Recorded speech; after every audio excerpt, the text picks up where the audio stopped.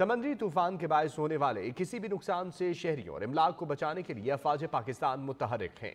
تفصیلات اس رپورٹ میں۔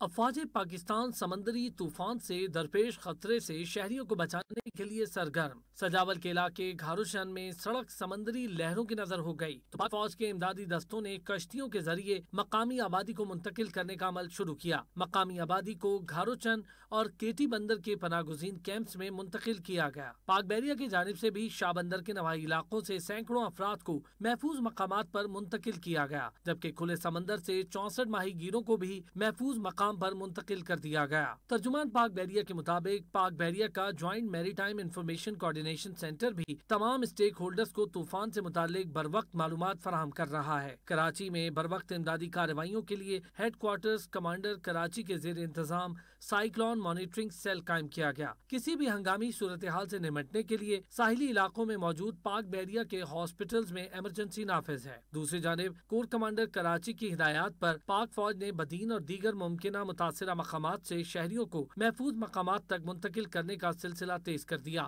ڈسٹرکٹ اور سول ایڈمنسٹریشن کا عملہ بھی پاک فوج کے شانہ بشانہ امدادی کارروائیوں میں مصروف ہے۔